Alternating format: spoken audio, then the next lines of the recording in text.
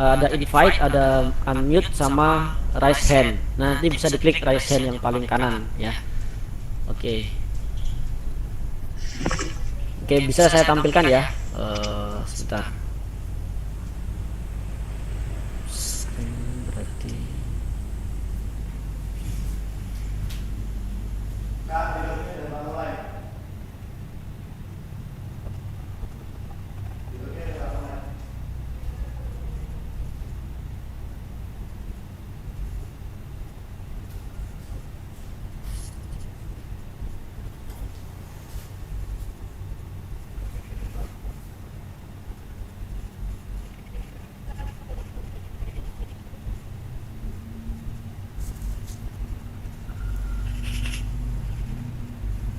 Berarti sudah. Iya. Kok nggak muncul? Mana ya? Sebentar, sebentar. Oke, screen.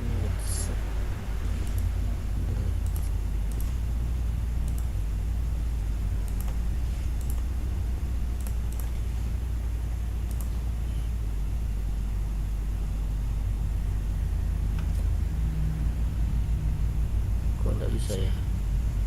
Oh my god. Gitu. Harusnya web ya.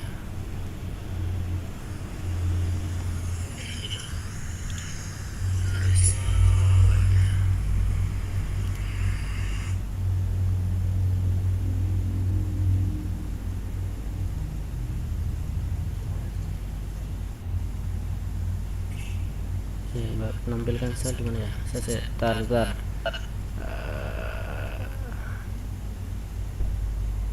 Oke, boleh dibuka mic-nya Bapak Ibu yang mungkin belum tahu caranya. Saya coba. Bisa semua nggih? Dibuka dulu mic-nya nggak apa? Ya, kita biar saling apa namanya? Cek suara juga dan cek fitur raise hand yang tadi sudah sempat saya sampaikan. Atau di grup kajian tadi sempat difoto untuk caranya. Ditunggu dulu.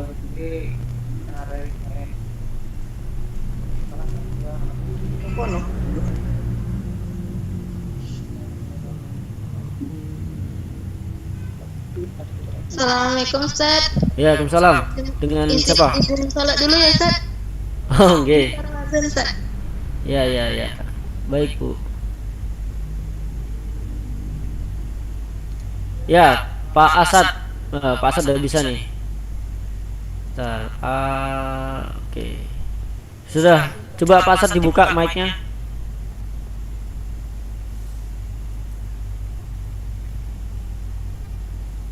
Assalamualaikum. Waalaikumsalam. Ya, udah bisa ya. Oke, tahu ya caranya Pak. Yang lain boleh? Assalamualaikum Mas Nuh. Assalamualaikum. Ya, Waalaikumsalam. Untuk penggunaan fasilitas raise hand sudah bisa semua nggih? Yang belum tahu silahkan ditanyakan, nggak apa-apa. Kita Ya. masih buka tanya jawab dulu.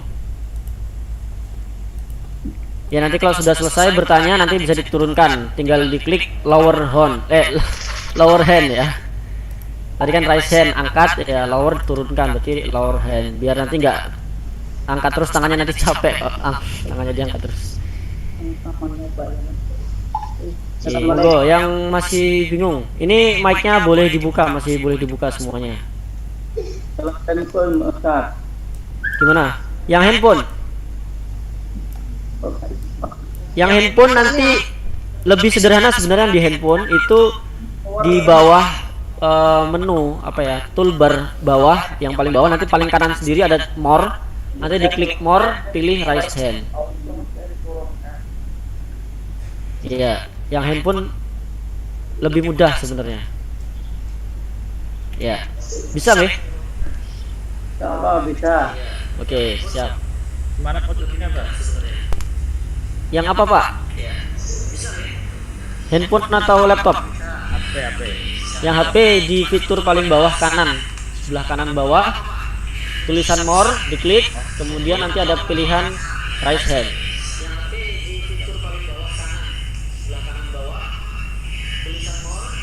Bisa ya. Nah, ini sudah bisa nih Bu Ulfiati Nur Khalil. Ya.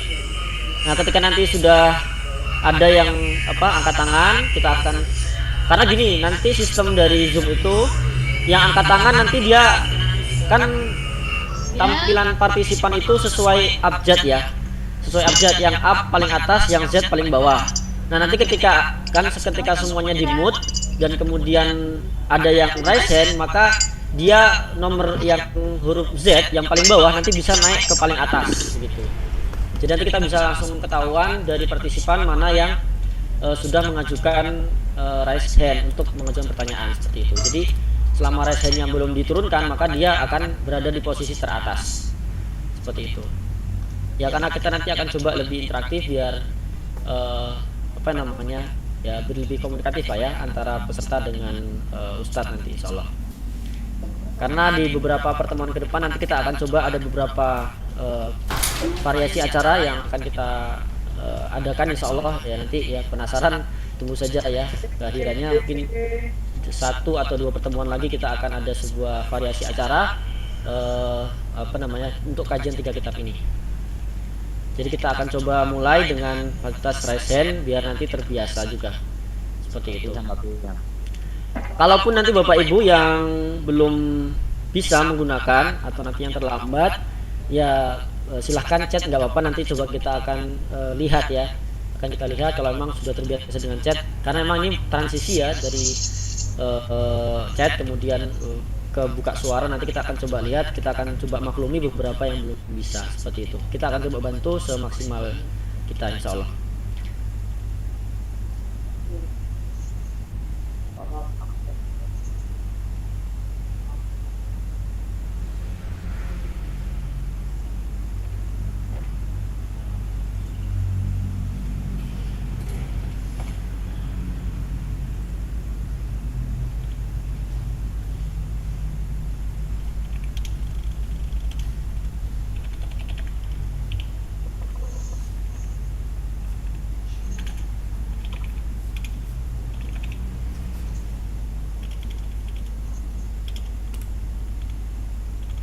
Kancane aku.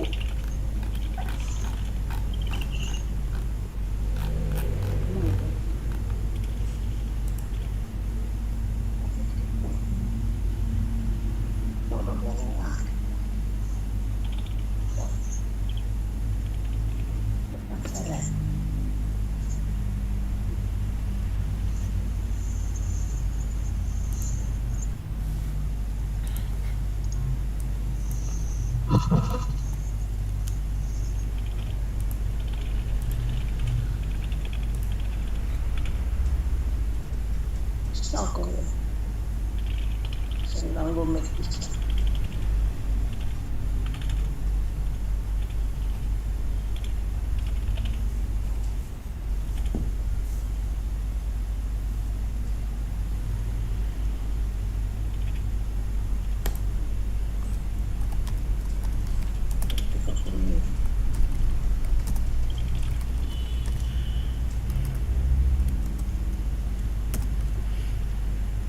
Ya.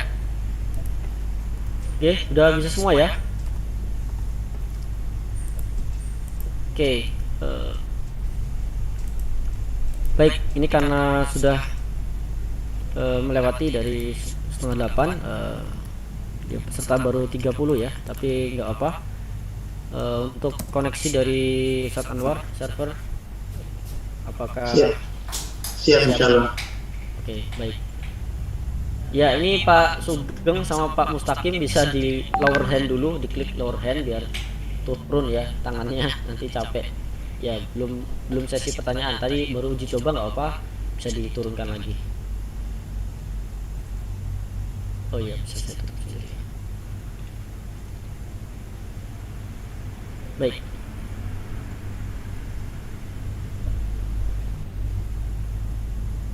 Baik, sementara saya mute dulu semuanya karena kajian akan kita segera mulai.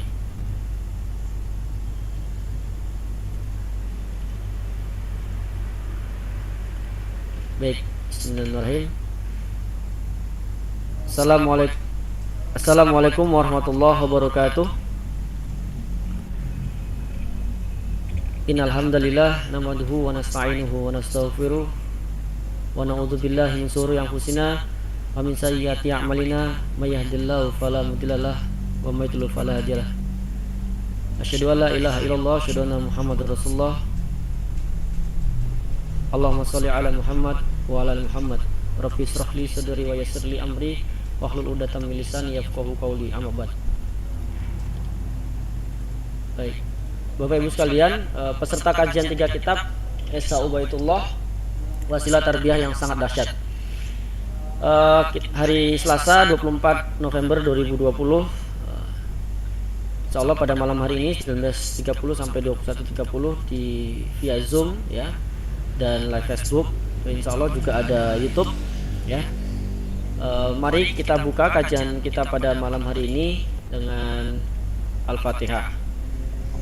A'udzubillahi minasyaitonirrajim. Bismillahirrahmanirrahim. Alhamdulillahirabbil alamin, arrahmanirrahim, maliki yaumiddin. Iyyaka na'budu wa iyyaka nasta'in. Ihdinas siratal mustaqim. Siratal ladzina an'amta 'alaihim ghairil maghdubi 'alaihim waladdallin. Amin. Baik, Bapak Ibu sekalian yang dirahmati Allah, alhamdulillah kita pada pertemuan ke-14 ya. Sudah 3 bulan lebih, hampir 4 bulan kita mengadakan kajian. Kalau dari tanggalnya sih tepat 4 bulan ya. Ya, karena waktu itu kita mulai di tanggal 25 Agustus ya, masalah. Ya, dan mungkin dari sekian peserta 330 yang terdaftar kita di pendaftaran, masih ada beberapa yang belum bisa maksimal dan alhamdulillah masih ada yang istiqomah ya. Semoga kita sama-sama berdoa kepada Allah Subhanahu wa taala untuk selalu dimudahkan untuk mengkaji ilmu ya, untuk menerima wahyu dari Allah ya, yang sudah disampaikan kepada kita, dijelaskan oleh Ustaz Anwar dari pertemuan pertama hingga pertemuan sekarang ya. Semoga semuanya mendapatkan kebaikan dan keberkahan kita di masa mendatang insyaallah. Kita doakan saudara-saudara kita yang masih belum bisa bergabung agar dimudahkan untuk bisa mengikuti rekamannya ya, di YouTube maupun di Facebook. Ya, kita masih di kitab yang pertama, Malayasul Muslim Jahluhu, pokok-pokok. Ya, seperti yang sudah kita sampaikan, untuk open pre-order buku pokok-pokok ajaran Islam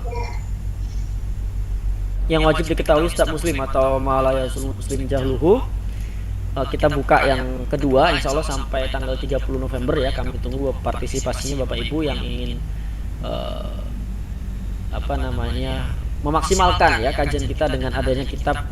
Kita sambil baca, sambil nanti dibaca sampai selesai dan mendengar penjelasan atau syarah dari Ustaz Anwar yang insyaallah akan menambah kepemahaman kita dalam memahami buku ini insyaallah. Ya, tertib kita sampaikan. Yang pertama ya, seperti biasa pendaftaran peserta ditutup pada hari Selasa pukul 17.30.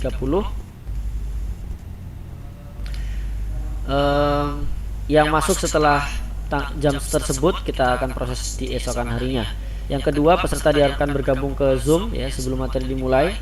Kemudian yang ketiga, perhatikan status kamera ya, terbuka atau tertutup. Jika tidak keberatan, kami berharap kamera dibuka sebagai bentuk antusias mengikuti kajian, tetapi pastikan kondisinya tetap menjaga adab dan menutup aurat ya. Mohon maaf ketika nanti ada sesuatu yang Bapak Ibu kelupaan ya untuk menutup kamera, nanti akan kita tutup langsung dari pusat insyaallah. Yang keempat, panitia akan mempersilakan peserta untuk menghidupkan mikrofonnya sampai sebelum kajian dimulai. Pada saat penyampaian materi, seluruh peserta akan di-mute secara terpusat oleh host. Yang kelima, peserta dapat mengajukan pertanyaan dengan klik raise hand. Nah, ini yang baru kita akan coba malam hari ini. Terlebih ya, mengeklik raise hand terlebih dahulu tadi sudah saya jelaskan. Untuk yang handphone ya, untuk HP Android, nanti di fitur kanan bawah ada tulisan more, kemudian more-nya diklik, nanti ada pilihan raise hand. Nah, tinggal diklik, nanti akan muncul gambar tangan ya, gambar tangan untuk mengurutkan nanti Bapak Ibu yang siap untuk bertanya akan kita buka mic-nya seperti itu. Kemudian kalau untuk yang pakai komputer atau laptop atau PC ya, nanti bisa klik dulu partisipaan ya. Kemudian nanti ada 3 menu. yang paling kanan ya, ada tulisan raise hand, nah itu diklik. Nanti akan juga muncul gambar tangan seperti itu.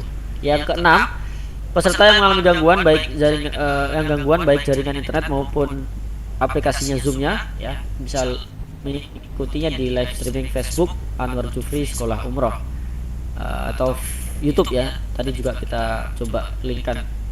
Kalau sudah nanti kita informasikan di grup. Sediakan waktu dan tempat yang kondusif agar dapat mengikuti kajian dengan baik. Disarankan untuk menggunakan headset agar lebih fokus. Baik, itu tata tertib yang kita sampaikan untuk malam hari ini. Yang berikutnya susunan acara adalah pembukaan ya, tadi sudah kita buka. Kemudian ada kajian Ustaz Anwar Jufri LC. Kemudian yang ketiga tanya jawab ya. Semoga nanti Bapak Ibu sudah bersiap-siap dengan pertanyaannya dan siap bertanya kepada Ustadz, dan nanti kita akan dengarkan juga semuanya ya. Kemudian yang keempat penutupan. Mungkin itu dari saya untuk tata tertib dan susunan acara. Nanti yang masih belum tahu menggunakan resen ya, nanti bisa klik saja di chat ya, nanti kita coba bantu. Atau pantau nanti di grup, kita coba akan kirimkan tutorialnya ketika nanti sudah siap seperti itu. Itu saja ya dari pembukaan ini. Selanjutnya untuk kajian, waktu dan tempat pada Ustadz Anwar, dipersilakan. Tafadhol.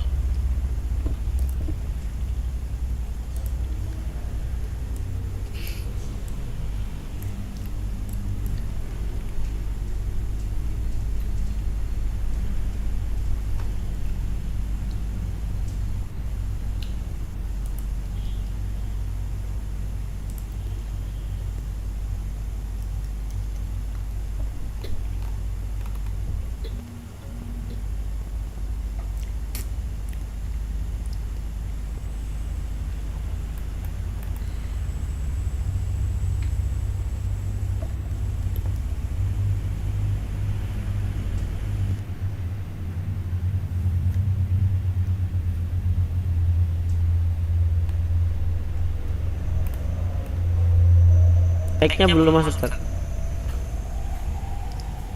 Mic-nya belum dibuka.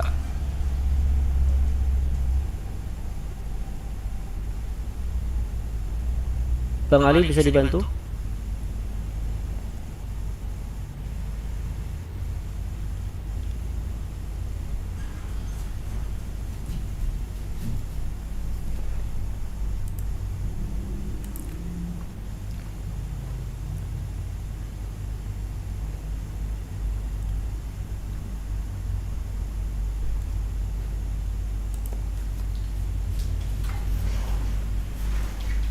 Ya, sudah terbuka.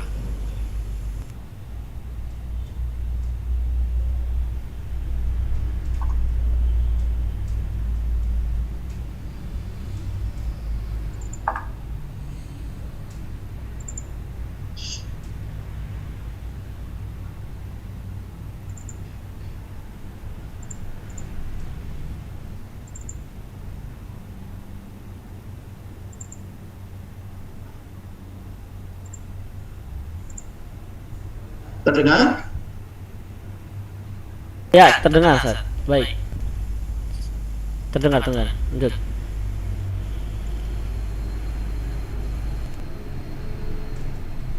Assalamualaikum warahmatullahi wabarakatuh. Waalaikumsalam warahmatullahi wabarakatuh. Alhamdulillahi rabbil alamin. Innal hamdalillah nahmaduhu wa nasta'inuhu wa nastaghfiruh. ونعوذ بالله من شرور أنفسنا وسيئات أعمالنا من يهده الله فلا مضل له ومن يضلل فلا هادي له أشهد أن لا إله إلا الله وحده لا شريك له وأشهد أن محمدا عبده ورسوله اللهم صل على محمد وعلى آل محمد كما صليت على إبراهيم وعلى آل إبراهيم إنك حميد مجيد اللهم بارك على محمد وعلى آل محمد كما باركت على إبراهيم وعلى آل إبراهيم إنك حميد مجيد وارض اللهم عن الخلفاء الراشدين أبي بكر وعمر وعثمان وعلي وعن بقية صحابة رسول الله صلى الله عليه وسلم أجمعين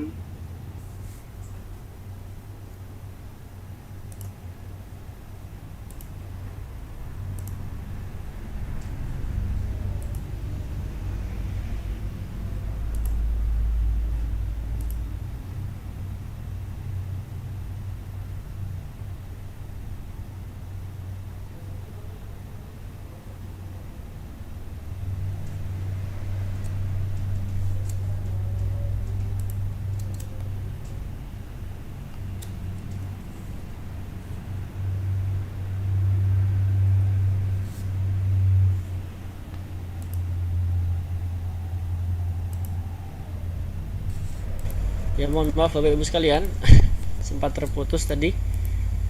Ya ini sudah kita sambungkan lagi. Baik, kalau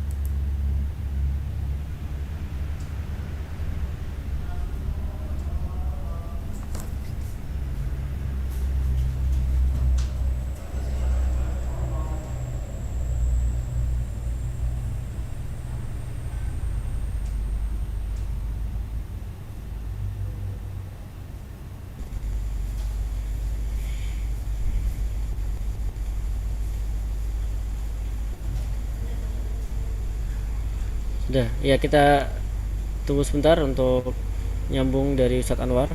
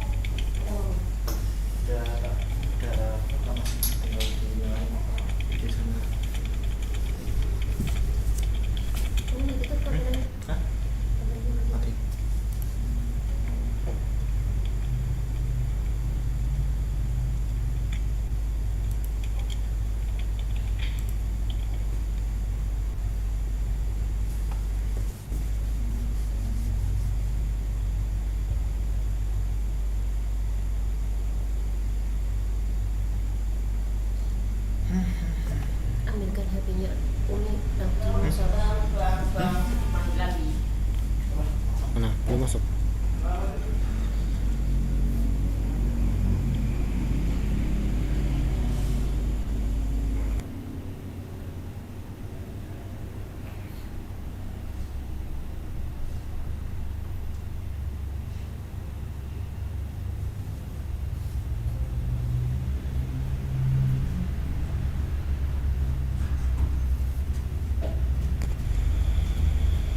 sudah. Cek.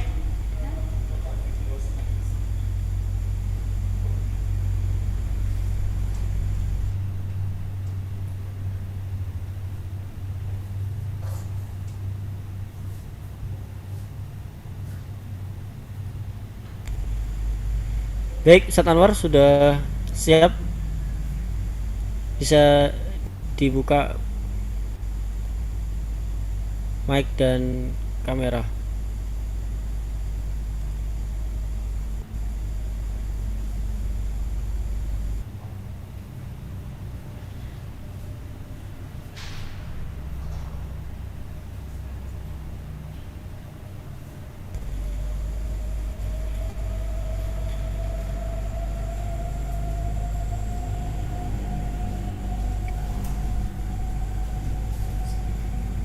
Halo, Ya, masuk.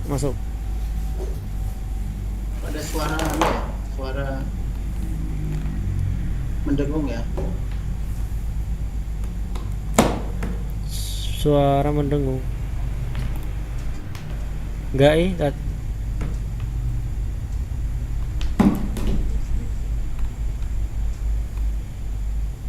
cek.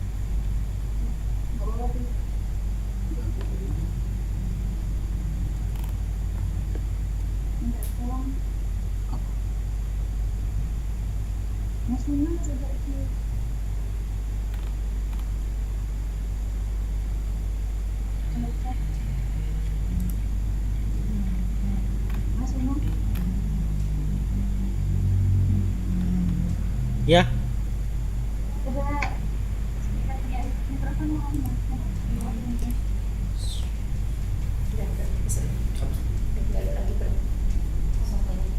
Oh, udah 45. Tadi berapa waktu keputus? Siapa? Ini. Nemu.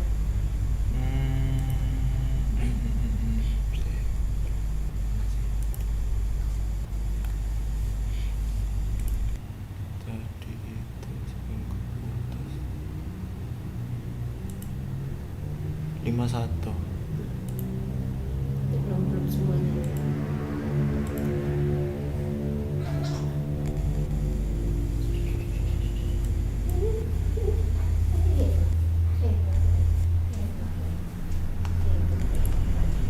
Itu dihidupkan lagi, demam lagi. Hah? Punya Mas Sunu dimatikan aja, suaranya mendengung.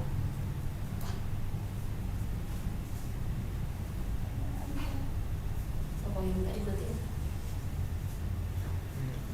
Tuh kayaknya. Oh, Apa yang kamu? Mungkin sambungan headsetnya Ustadz kurang kenceng, tarik mungkin. Enggak cuma suara Indomie kan suara mikrofonnya Mas Nur tuh nangkep ada suara Indomie. Udah. Ustadz kan pakai laptop ya itu. Iya, iya. Tapi Dengar nggak suara saya? dengerin nggak bengong Ustadz. Sekarang udah mati. Tadi Mas Sunu dimatikan langsung. Oh, itu masuk oke. Oke.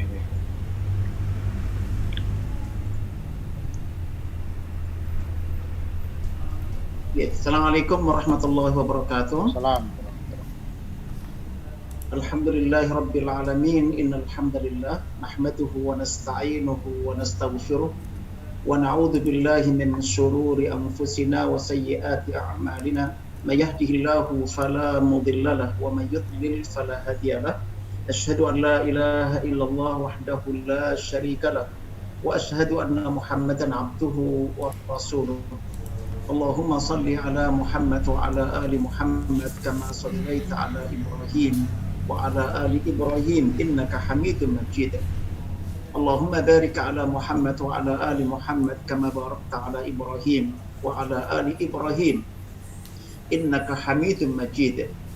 Wardallahu ma'anil khulafa'ir rasyidin Abi Bakr wa Umar wa Utsman wa Ali وأن بقية صحابة رسول الله صلى الله عليه وسلم أجمعين. أيها الحاضرون أوصيكم ونفسي بتقوى الله فقد فاز المتقون. لقد قال الله تعالى في القرآن الكريم أعوذ بالله من الشيطان الرجيم يا أيها الذين آمنوا اتقوا الله حق تقاته ولا تموتن إلا وأنتم مسلمون.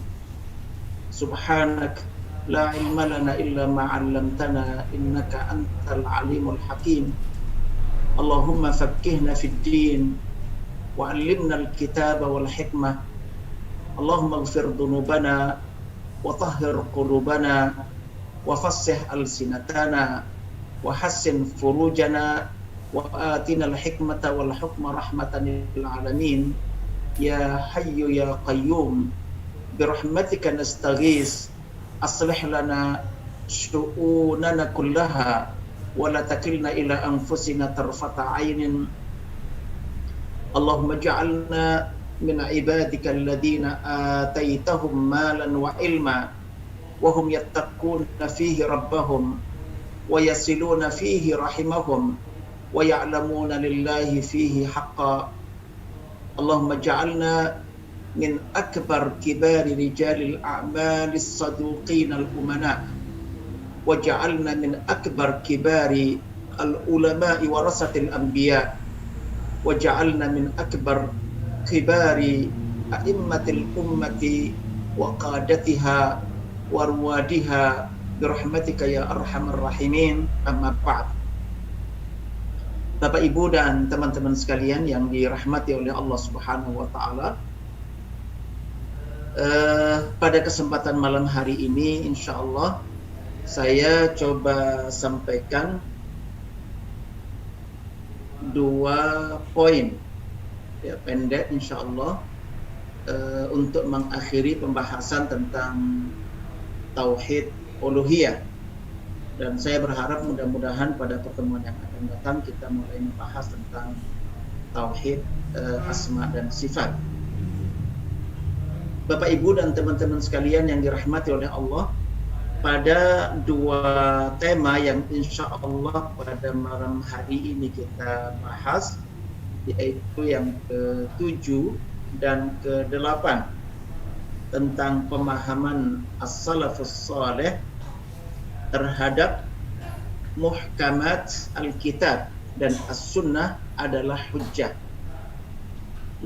Tentang bahwa hujjahnya ayat-ayat Al-Quranul Karim yang muhkam, yang jelas ya maksud, jelas dalilnya, jelas pemahamannya, itu sebagai hujjah. Dan kemudian di poin yang ke-8 tentang al-wala wal bara. Teman-teman sekalian yang dirahmati oleh Allah Subhanahu wa taala, saya merasakan dari poin per poin, item per item, sejak di tauhid rububiyah dan kemudian kita memasuki di tauhid uluhiyah ini, saya merasakan apa yang digambarkan oleh Ustaz Abdul Majid Al-Ghaili, ya, penulis kitab yang kita bedah setiap hari Sabtu, Kaifa yubarmiju al-Qur'anu al-Hayat.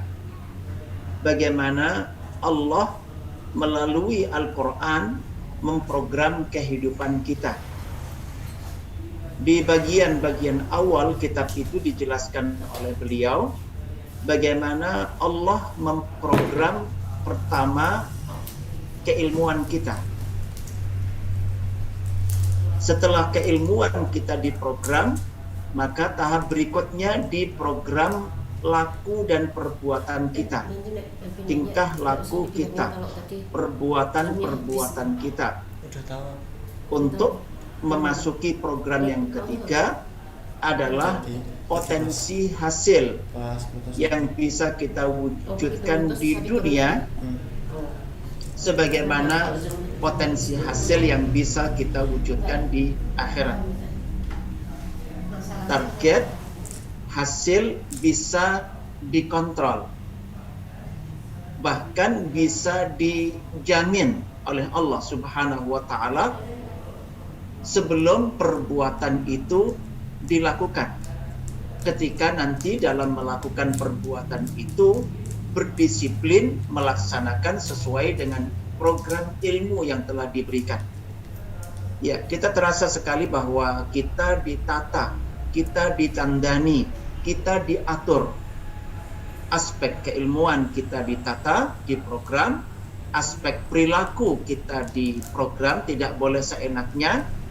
Maka kemudian insya Allah kita akan semakin yakin, apalagi dengan bukti-bukti bahwa target-target dunia itu bisa tercapai. Target-target duniawi itu bisa dicapai. Rasulullah SAW menghendaki, ya, dia Abu Bakar itu bisa mempuncai kebaikan tertentu dan tercapai. Rasulullah mentargetkan tentang membina Umar bin Khattab radhiyallahu anhu itu bisa memuncai di kebaikan tertentu tercapai. Bagaimana juga satuan-satuan sahabat yang lain yang ditarget oleh Rasulullah SAW di dunia dan bisa dicapai itu karena ada program keilmuan, ada program perilaku dan perbuatan, maka hasil itu bisa dikontrol. Serangkaian ya, rancangan Nabi mengubah kota Madinah yang dulu namanya Yasrib satu persatu terwujud. Maka ketika kemudian kita bisa menyaksikan rangkaian target duniawi bisa terwujud, itu berarti insya Allah target-target ukhrawi juga akan terwujud. Bahkan kalau hari ini Rasulullah SAW mengetahui bagaimana yang beliau sampaikan bahwa amal perbuatan itu hasilnya tergantung pada niatnya. Ketika beliau menyampaikan ayat per ayat, hadis per hadis pada zaman itu, tidak dimaksudkan hanya untuk mereka yang hadir di majelis beliau, tetapi dinawaitukan supaya bisa sampai kepada umat-umat berikutnya hingga jelang hari kiamat kelak. Kalau beliau tahu semakin kokoh bahwa ternyata lebih dari 14 abad berlalu itu telah terwujud. Tetapi teman-teman sekali lagi, itu butuh kedisiplinan. Kita memprogram keilmuan kita, keyakinan kita, ucapan-ucapan kita, dan nanti rangkaian perbuatan yang mesti kita lakukan supaya Allah mewujudkan target-target kita. Kita tahu kita bisa dinaikkan oleh Allah, kemampuan kita, performa kita dari 1 bernilai 2, 1 orang bernilai 10, 1 orang bernilai 1000, 1 orang bernilai 4000, bahkan 1 orang bisa bernilai 1 umat secara keseluruhan. Itu insya Allah bisa kita capai di dunia, bisa kita capai di dunia. Hanya tadi butuh disiplin. Kita membangun pemahaman, kita membangun perilaku dan perbuatan, maka insya Allah Allah akan mencipta hasil-hasil ya tidak kemana, tapi sesuai dengan yang dijanjikan oleh Allah asal kita berdisiplin di 2 fase sebelumnya. Ya, kita akan melihat di sini Bapak Ibu bagaimana kita ditata pemahaman kita oleh Allah Subhanahu wa taala. Di antara di poin ke-7 ini adalah tentang pemahaman as-salafus saleh ya terhadap muhkamat ya Alkitab dan as-sunnah adalah hujjah. Hujjah artinya dalil. Muhkam itu artinya bahwa jelas ya. Jelas maksudnya, jelas yang dituju. Ya, tidak ada tafsir kedua, tidak ada tafsir ketiga. Jadi pemahaman salafus saleh biasanya dipakai untuk penyebutan 3 generasi pertama, yaitu sahabat, tabi'in, dan tabi'ut tabi'in. Ya, sahabat, tabi'in, dan tabi'ut tabi'in, mereka yang sering disebut ya dalam istilah-istilah kita sebagai as-salaf, as-saleh, generasi terdahulu. Itu 3 generasi yang dijamin oleh Nabi kita Muhammad SAW, yaitu generasi sahabat, generasi tabi'in, dan tabi'ut tabi'in. Ini yang dipastikan pemahaman mereka masih standar dan dijadikan sebagai hujjah. Okay. Kita perhatikan terkait dengan poin ini hanya ada 2 bagian tentang pemahaman as-salafus salih terhadap muhkamat Alkitab dan as-sunnah adalah wa nu'minu, dan kita mengimani, bi anna, bahwa sesungguhnya salafana as-salihah ya generasi terdahulu yang soleh, generasi mukmin terdahulu yang soleh. Dari 3 generasi, sahabat, tabi'in, dan tabi'ut tabi'in.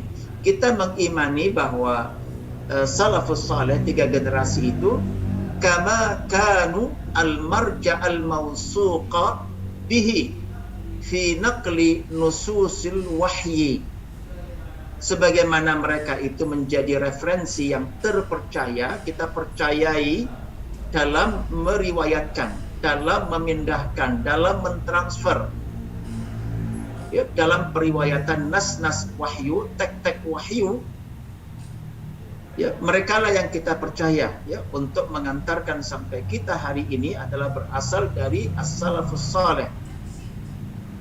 Maka mereka juga adalah referensi yang paling benar dalam memahami ayat-ayat muhkam ya. Ayat-ayat muhkam itu ayat-ayat yang jelas makna ya, jelas maksud ya.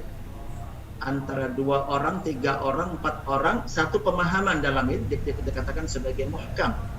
Dan qat'i ya, qat'i artinya bukan bukan persangkaan ya, ada satu kepastian di situ dari nas-nas tersebut. Jadi ada 2 hal yang kita ambil dari salafus saleh. Kita percayai mereka, satu sebagai pentransfer, sebagai pengantar ya, apa yang bersumber dari Allah dan Rasulnya berupa ayat-ayat Al-Quran dan sunnah-sunnah Nabi kita Muhammad SAW. ya, dalam memindahkan redaksi ayat ya, Al-Quran maupun redaksi hadis Nabi kita Muhammad SAW. Nah, mereka bukan hanya kita percaya untuk mentransfer, meriwayatkan kepada kita kedua sumber ini, mereka juga kita percaya terkait dengan pemahaman, karena mereka yang langsung mendapatkan penjelasan dari Nabi dan mereka yang langsung melihat bagaimana pemahaman itu dipraktekkan oleh baginda Rasulullah Muhammad SAW. Ya, di sini Bapak Ibu kita diprogram, kita disetel, ya, bentuk tertentu, ukuran tertentu, ya, dalam memahami ayat-ayat Al-Quran maupun sunnah yang bersifat tadi muhkam, yang tadi jelas ya makna, jelas maksudnya dan tidak diperselisihkan tentang pemahaman atau maksud dari ayat tersebut. Ya. Bagian kedua terkait dengan poin ini, fama in aqada alaihi ijma'uhum fahuwal haqqu alladhi la ma'dala an. Apa yang mereka sepakati, ya, ijma'. Ya, ijma' itu kesepakatan yang tidak ada satupun pendapat beda. Atau andai ada satu pendapat beda, dua pendapat beda tidak dianggap. Ya.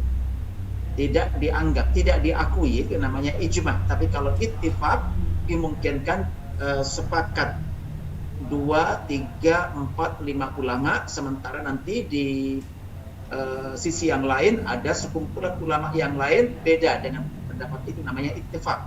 Tetapi kalau ijma' itu artinya bahwa mayoritas mereka berpendapat itu dan disepakati sebagai pemahaman bersama, sehingga andai terjadi sesuatu yang beda tidak dianggap. Ya, apa yang mereka sepakati ya merupakan satu kebenaran yang tidak boleh berpaling darinya. Apa yang disepakati oleh as-salafus saleh tadi, generasi sahabat, tabi'in dan tabi'ut tabi'in, maka tidak punya alternatif lain ya untuk berpaling dari yang lain. Dan nas-nas wahyu tidak boleh dipahami dengan pemahaman yang berbeda dengannya. Ya, dari sini Bapak Ibu dan teman-teman sekalian, kenapa untuk para pemula seperti kita umumnya ketika belajar tentang tafsir itu diarahkan oleh para ulama salaf ya, oleh para para ulama yang terpercaya di kalangan umat ini untuk merujuk kepada tafsir Ibnu Katsir misalkan. Ya, bukan tafsir yang lain, ya, tapi kepada tafsir Ibnu Katsir. Itu karena di dalam tafsir Ibnu Katsir ini oleh penulisnya Imam Ibnu Katsir itu disarikan dari riwayat-riwayat langsung dari Nabi, dari sahabat, dari tabi'in dan tabi'ut tabi'in, sehingga tafsir Ibnu Katsir dikenal sebagai tafsir dengan riwayat.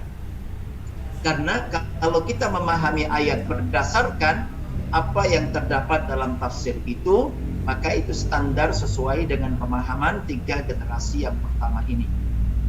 Ya.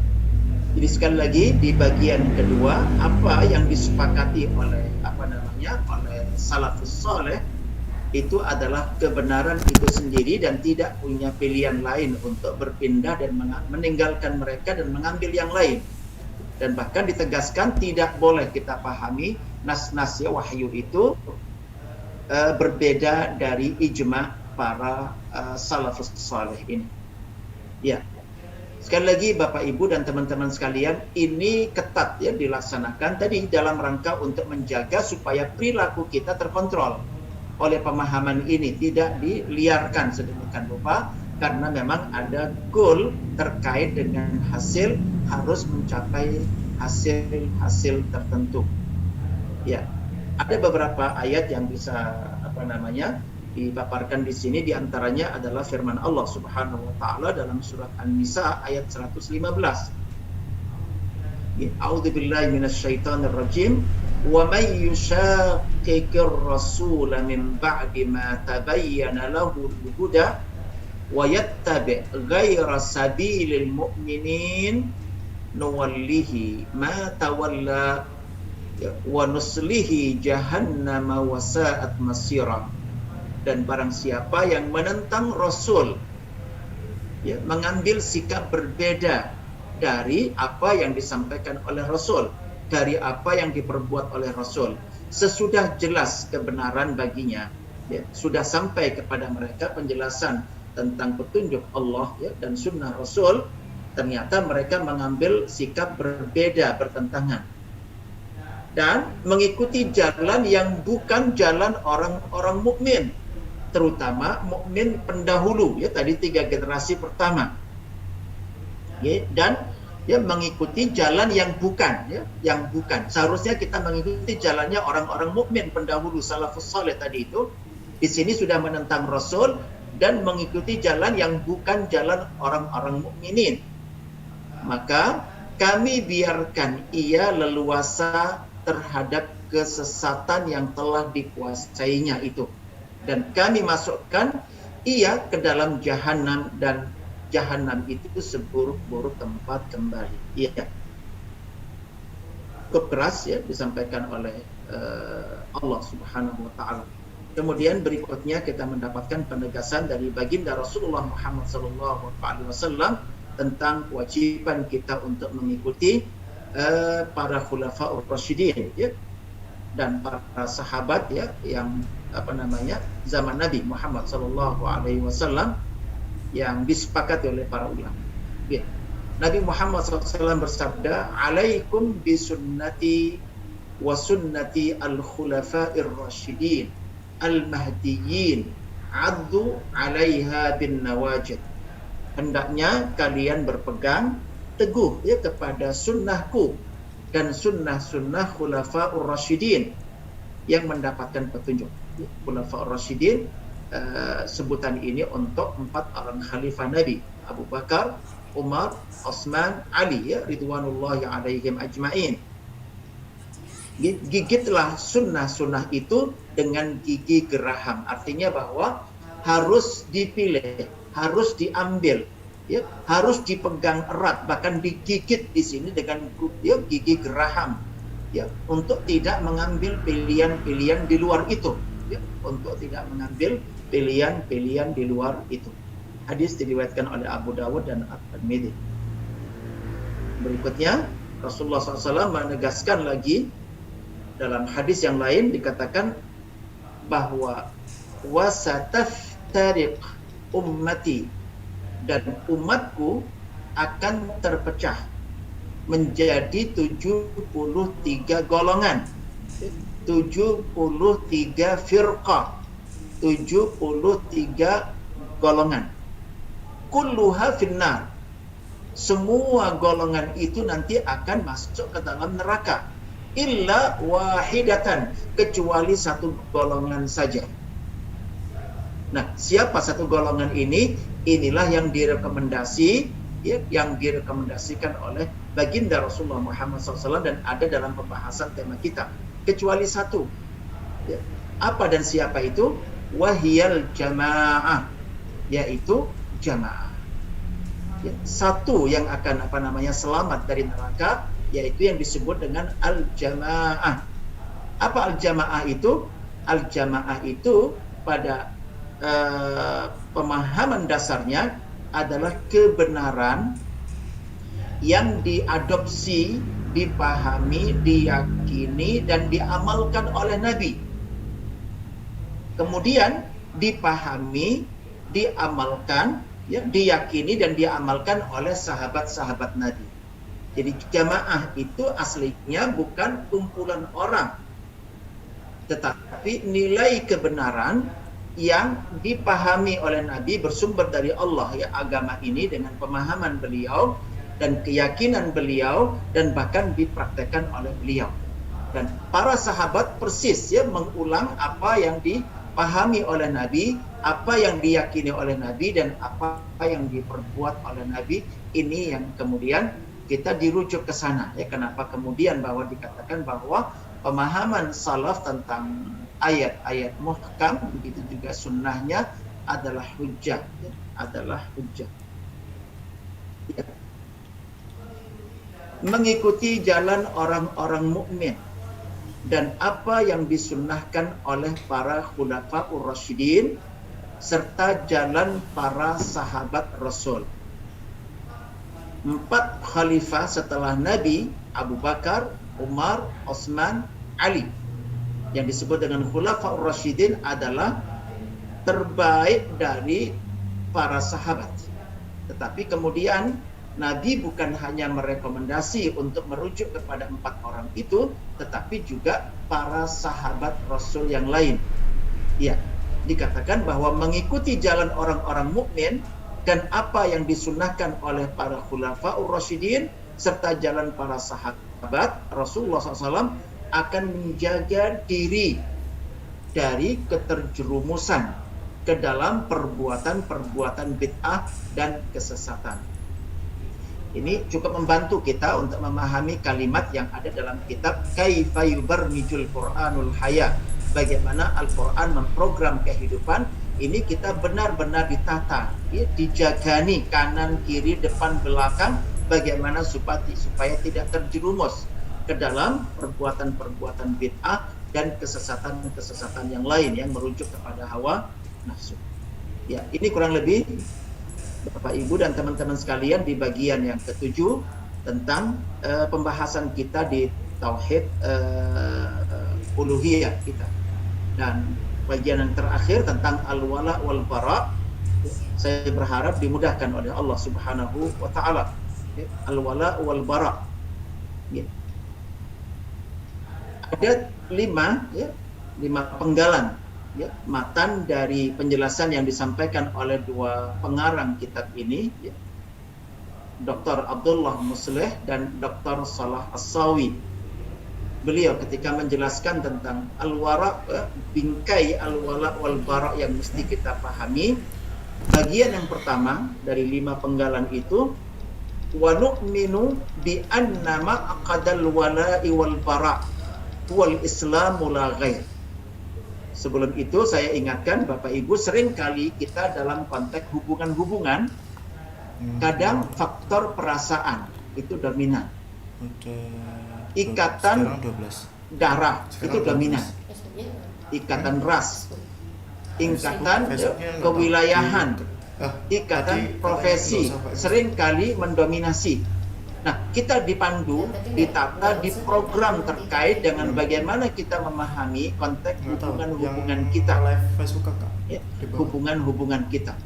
Ya, bagian pertama, wa nu'minu bi anna maqadal wala'i wal bara'i huwa al-islamu la ghaira. Kita beriman bahwa landasan al-wala dan al-bara, loyalitas kepada Islam dan berlepas diri dari selainnya. Wala itu kita loyal kepada Islam. Bara itu kita berlepas diri dari selain Islam. Jadi al-wala wal bara itu landasannya adalah Islam saja, tidak yang lainnya.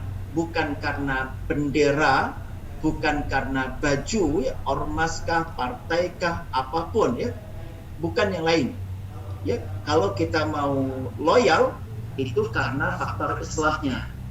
Kalau kita mau barak, berlepas diri, itu karena yang bersangkutan bukan Islam, tidak beriman, dia kafir misalkan, maka dia tidak punya hak untuk diwalai, diloyali, ya. Meskipun nanti dia itu keluarga dekat, ibu sendiri, ayah sendiri, istri sendiri, tidak boleh, ya. Harus berdasarkan kepada Islam. Itu terkait dengan al-wala wal bara. Jadi sekali lagi kita beriman bahwa landasan, ya, al-wala wal bara itu bukan bendera ormas, bukan bendera kebangsaan atau apapun, tetapi Islam.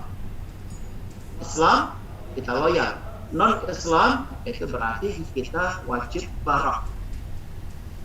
Poin kedua, wa anna man kana mu'mina, wa anna man kana mu'mina, dan anna sesungguhnya man siapa saja, kana ada, mu'minan dia mukmin, dan sesungguhnya siapapun beriman, siapapun mukmin billahi kepada Allah, wa rasulihi, dan beriman kepada rasulnya, wajabat muwalatuhu, maka wajib kita wala, wajib kita berwala kepadanya. Mungkin dia ada di ormas A, mungkin dia ada di yayasan A, mungkin dia ada di partai A. Dia mukmin, dia muslim, dia syahadat, dia salat, dia puasa, dia zakat, dia umrah, dia haji, dia mukmin.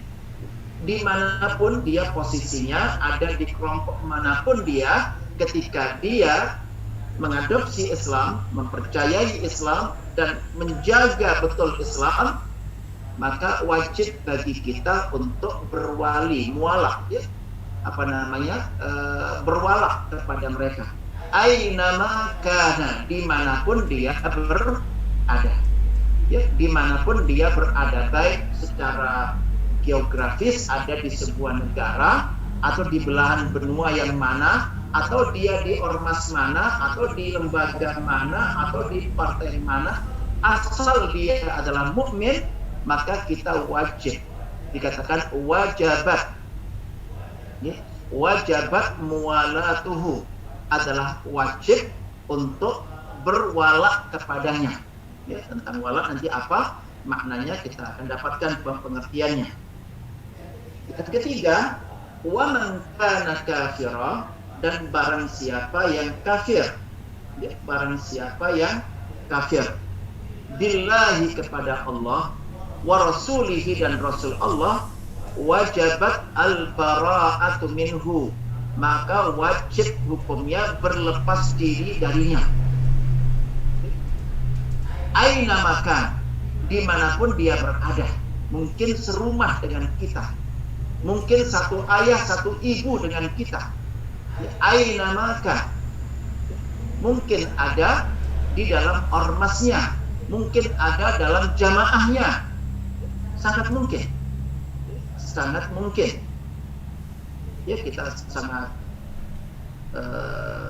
apal dengan sebuah statement yang dirujukkan kepada Ustaz Hasan al-Banna, yang mengatakan betapa banyak orang-orang dia pemahaman, keyakinan, ibadahnya, akhlaknya, visi misinya, dakwahnya itu persis kita, bahkan itulah kita, tetapi dia tidak ada di dalam organisasi kita. Dan betapa banyak dia sejatinya bukan dari kita, tidak di pemahamannya, tidak di keyakinannya, tidak di amal-amalnya, tidak di akhlaknya, tidak di visi dan misinya, tetapi dia ada dalam organisasi kita. Sebagai sebuah penegasan tentang al-wala wal bara itu bukan karena memakai baju yang sama, bukan karena berada di bendera yang sama, di ormas yang sama, kemudian itu loyal, ya, tidak. Loyalitas dan bara, ya, al-wala wal bara itu harus berlandaskan kepada Islam. Maka dikatakan kalau dia mukmin, dimanapun dia berada wajib kita loyal. Dan jika dia kafir, dimanapun dia berada posisinya, wajib kita bara, ya, wajib kita bara. Ya. Poin keempat, ya, dari item al-wala wal bara ini, wa man kana fihi iman wa fihi fujur. Kalau tadi kelompok yang pertama jelas mukmin, dominan. Kelompok yang kedua itu adalah orang kafir, dominan. Nah, di sini poin yang keempat adalah ada orang campur dalam dirinya.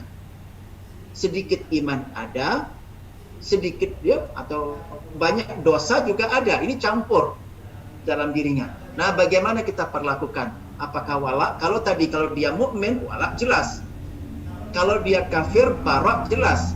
Nah, kepada orang yang dalam dirinya ada iman dan ada kemaksiatan, apa yang mesti kita lakukan? Ini yang diterangkan di poin yang keempat.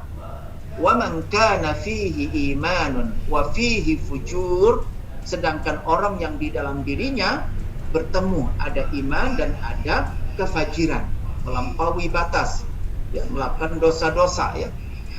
U'tiya minal muwalati bihasbi imanihi.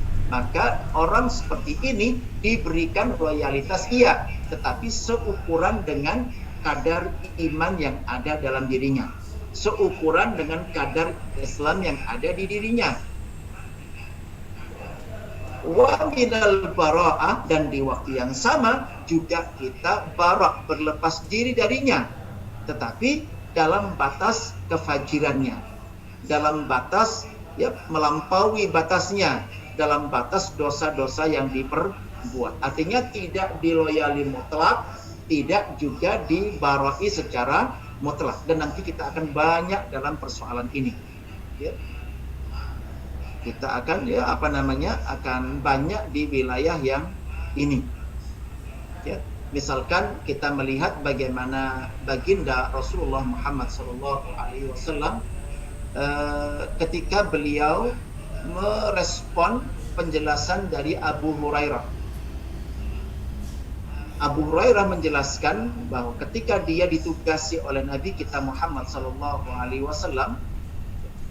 untuk menjaga harta zakat, dan Rasulullah memberikan informasi agar waspada nanti malam ketika menjaga harta zakat itu, karena ini amanah. Karena nanti malam akan ada yang berusaha untuk mencuri. Maka Abu Hurairah yang sudah diingatkan oleh Nabi bahwa nanti malam ada yang mencoba mencurinya, dia pun benar-benar meningkatkan kewaspadaannya. Sampai ketika dalam keremangan dan kegelapan itu ada yang datang untuk mencuri, dia pun tahu, dan akhirnya ditangkap oleh Abu Hurairah. Ketika ditangkap oleh Abu Hurairah dan akan dilaporkan kepada Rasulullah, ternyata yang bersangkutan menangis, ya, dan menyampaikan penyesalan dan menyatakan bahwa dia terpaksa mencuri karena untuk mempertahankan kehidupan dia dan keluarganya. Mendengar kalimat bahwa dia mencuri karena terpaksa, ya, untuk menyelamatkan kehidupan dirinya dan keluarganya, Abu Hurairah bisa nerima alasan itu untuk saat itu, ya, dan menjelaskan seharusnya dia tidak perlu mencuri. Sampaikan saja kondisinya, akan diberikan haknya sehingga tidak perlu mencuri. Dia merasa tidak tahu, akhirnya minta maaf dan berjanji tidak akan mengulang. Dia diberikan oleh Abu Hurairah dan dilepas, hanya dengan janji tidak akan mengulang. Ketika waktu subuh tiba, selesai salat subuh, Rasulullah bertanya kepada Abu Hurairah, apa yang kamu kerjakan dengan tangkapan semalam? Wahai Abu Hurairah, kata Abu Hurairah, ya Rasulullah, dia mencuri karena terpaksa untuk menyelamatkan hidupnya dan keluarganya. Maka saya maafkan dan saya lepas, tetapi dengan janji tidak akan mencuri lagi, karena tidak perlu di zaman Rasulullah SAW orang yang tidak punya penghasilan pun bisa mendapatkan dari harta Baitul Mal, bisa dicukupi dari sana. Kenapa harus mencuri, gitu kan?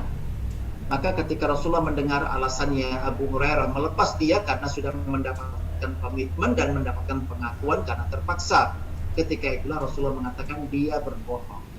Dia akan datang lagi nanti malam, maka kamu harus meningkatkan kewaspadaan. Tentunya dia akan berusaha untuk lebih, ya, rahasia lagi dan supaya tidak ketahuan dalam upaya mencurinya.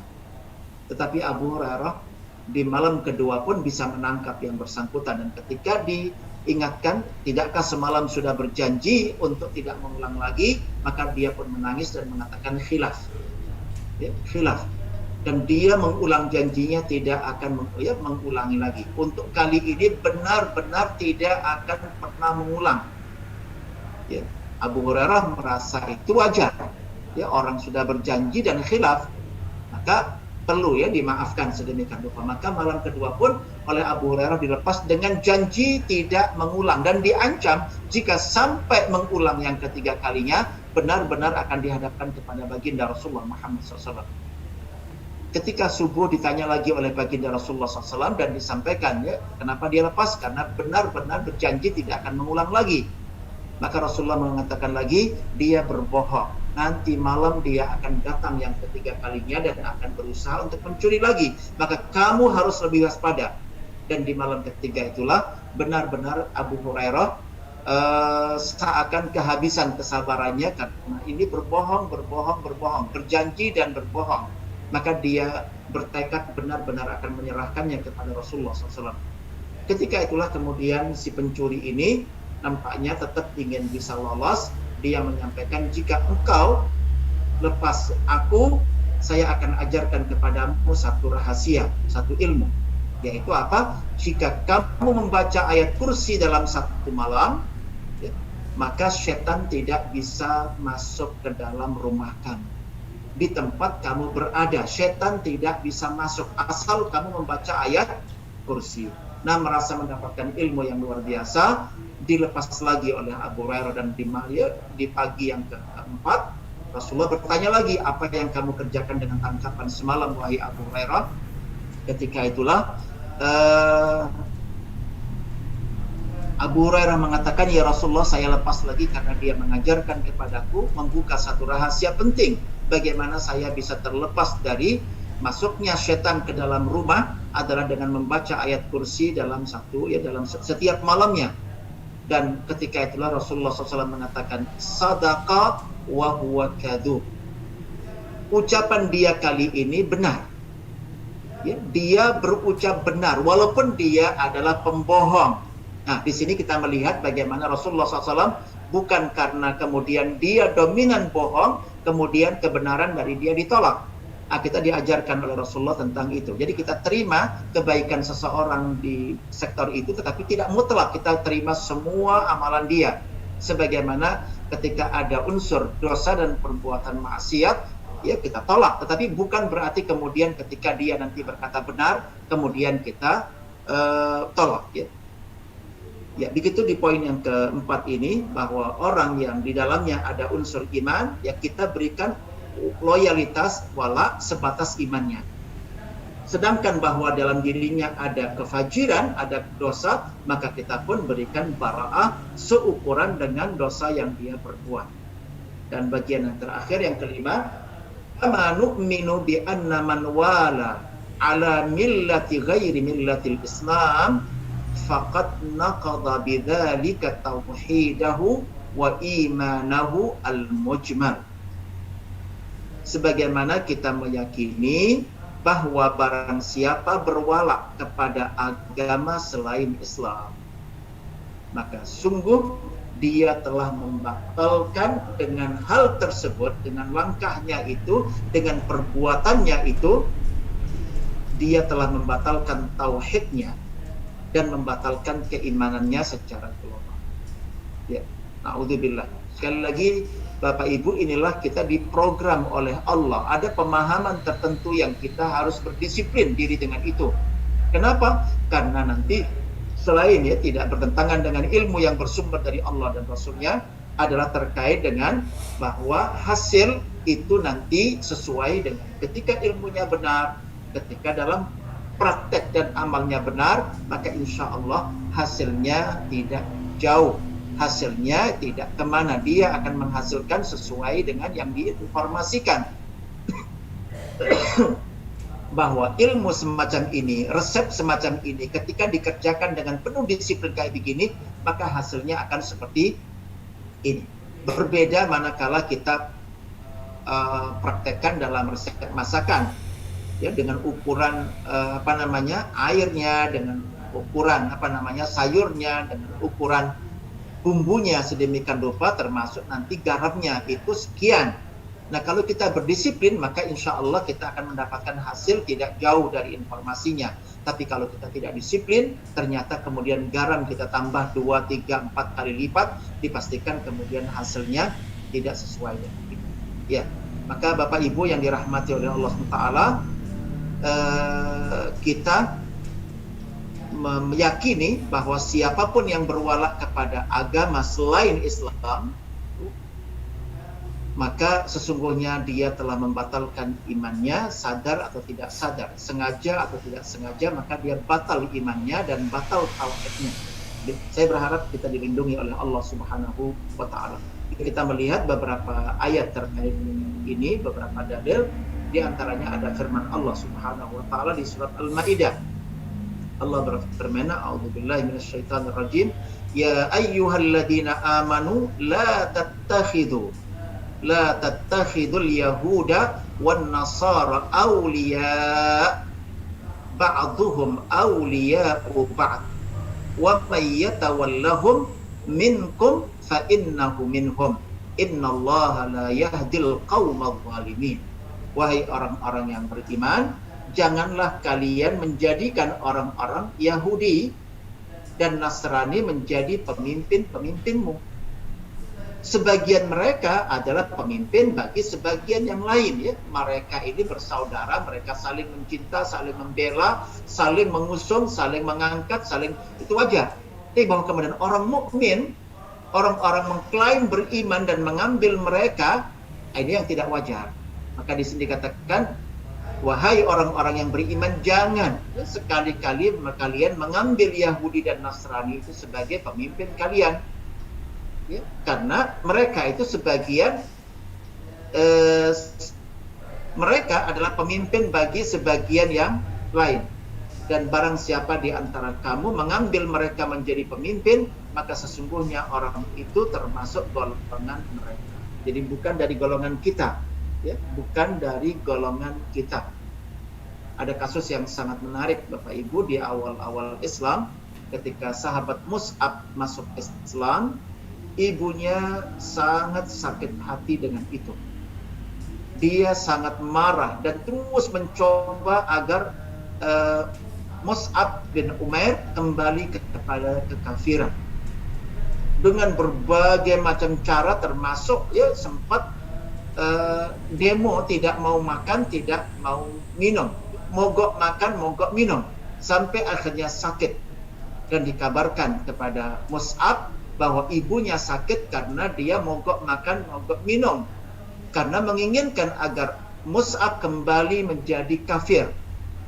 Maka dia pun tetap bersikukuh, bahkan mengatakan, andai ibu saya memiliki 1000 nyawa dan setiap hari keluar satu persatu sampai nyawa yang ke-1000, dengan berharap ya bisa saya kembali kepada kekafiran, tidak akan pernah saya lakukan. Ya, begitulah Bapak Ibu yang dirahmati oleh Allah SWT. Kasus yang lain, Abu Dar ya Al-Ghifari, ya, Abu Dar Al-Ghifari juga ada kasus dalam satu peperangan, saudara kandung dia tertawan oleh kaum muslimin, diikat oleh kaum muslimin, dan pada waktu itu direncanakan untuk ditukar ya, kepada orang tuanya dengan harta tertentu, ya, kalau ingin diselamatkan bisa dibeli, bisa ditebus ya, tawanan perang ini. Ternyata ketika ditawan oleh kaum muslimin, dia berpapasan dan bahkan bertemu dengan saudaranya, saudara kandung, ya, sedarah, yaitu Abu Dar Al-Ghifari. Ketika itulah kemudian si kafir tadi sempat mengatakan, wahai saudaraku, berharap untuk ditolong dan dibantu. Maka ketika itulah Abu Dar mengatakan, kamu bukan saudaraku. Saudaraku adalah mereka-mereka yang beriman. Ya, jadi begitu teman-teman, Bapak-Bapak yang dirahmati oleh Allah SWT, penegasan tidak boleh kita mengambil mereka yang tidak seagama dengan kita sebagai pemimpin kita. Ya. Kalau ada di antara kita ternyata mengambil mereka sebagai pemimpin, sejatinya dia bukan bagian dari kita kaum mukminin, tapi dia bagian dari mereka orang-orang kafir. Innallaha la yahdil qaumadh dhalimin. Sesungguhnya Allah tidak memberikan hidayah kepada mereka-mereka yang zalim. Ya. Kalimat al-muwalat ini sedikit pemaknaan, penjelasan tentang kalimat muwalat. Ya, menjadikan mereka sebagai pemimpin dipakai dan mengandung beberapa makna atau arti. Ya, dilarang berwala kepada mereka, dilarang ya mengangkat mereka sebagai pemimpin. Itu artinya apa? Yaitu ada dua unsur penting: satu, mencintai; dua, menolong ya, atau memenangkannya. Nah, kita tidak boleh mencintai mereka, tidak boleh menolong mereka atau memenangkan mereka ya. Maksudnya janganlah kalian bergaul dengan mereka atau bekerja sama dengan mereka sebagaimana pergaulan dengan orang-orang mukmin yang kita cintai ya, karena keagamaan mereka, agama kita. Ya, walaupun dia bukan saudara kandung, tetapi dia seagama dengan kita, kita cintai dia seperti kita mencintai diri kita sendiri. Kita perjuangkan untuk kebaikan dia sebagaimana kita perjuangkan untuk kebaikan diri sendiri. Alasan dilarangnya berwala kepada mereka itu karena sebagian dari mereka merupakan pemimpin ya, dari sebagian yang lain, saling memilih ya, saling mengusulkan, saling mencintai antara mereka. Ini wajar karena mereka memang satu agama.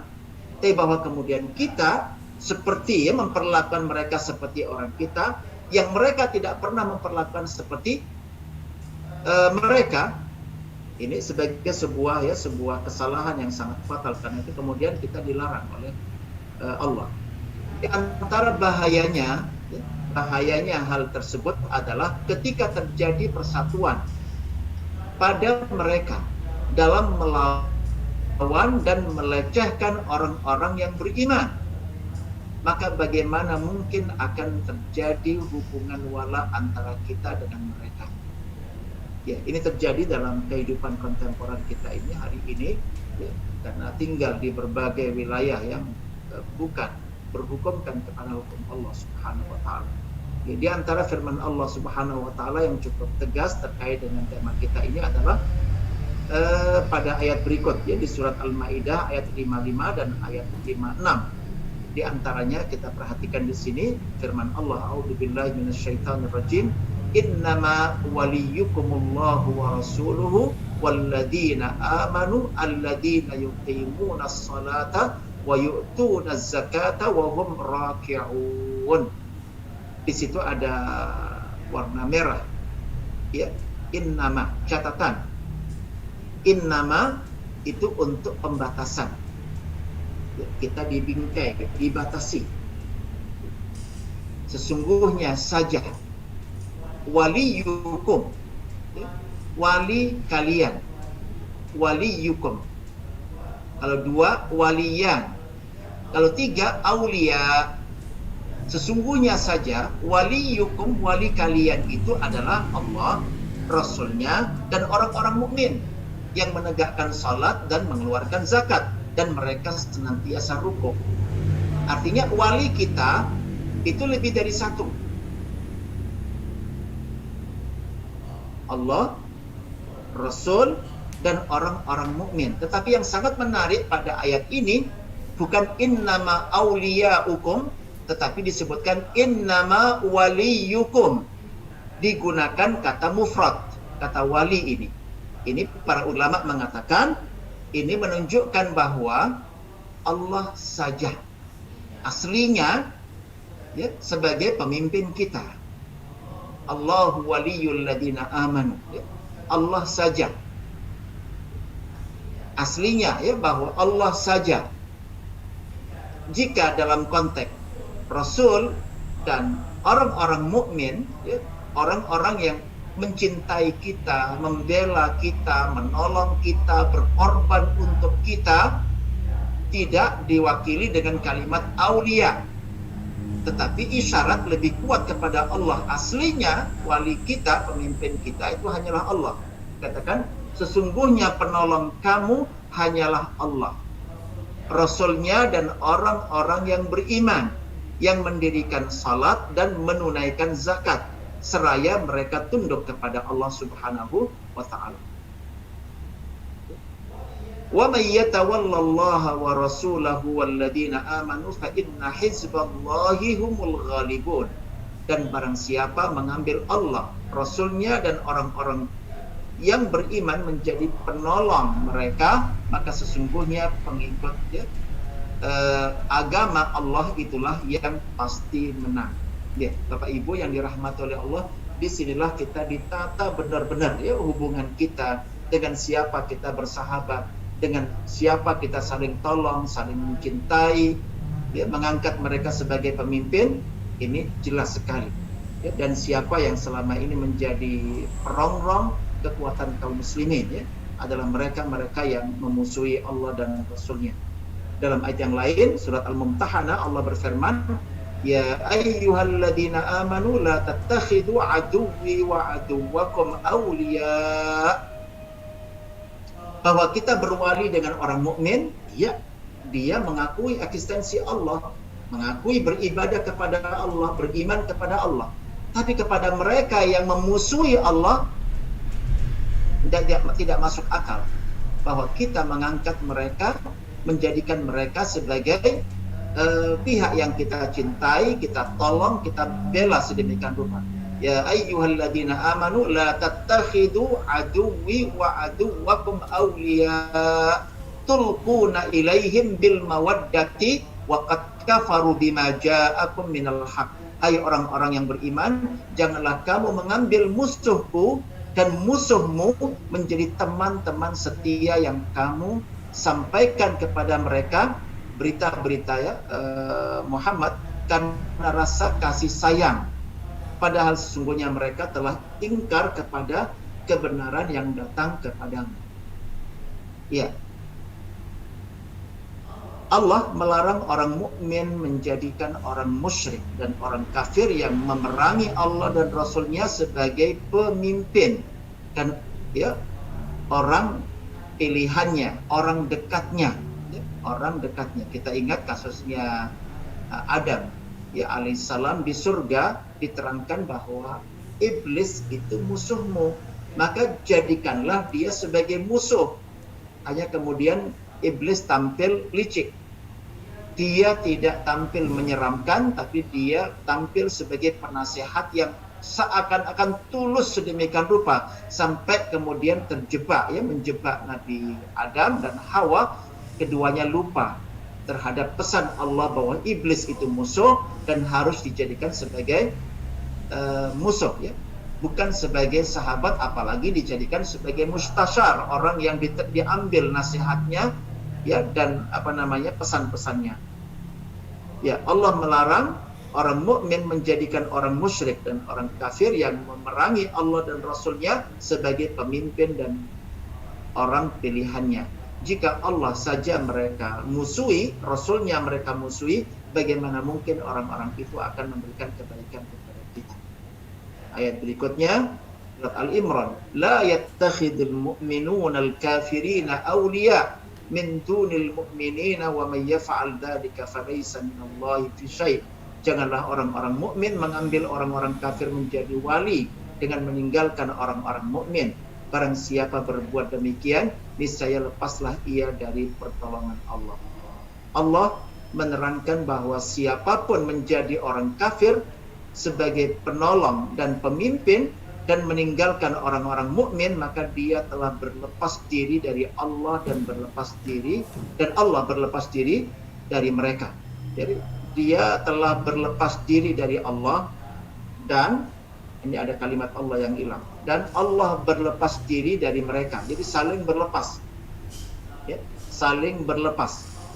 Allah memerintah kita untuk meneladani Ibrahim alaihissalam serta orang mukmin yang bersamanya. Ini sangat indah sekali.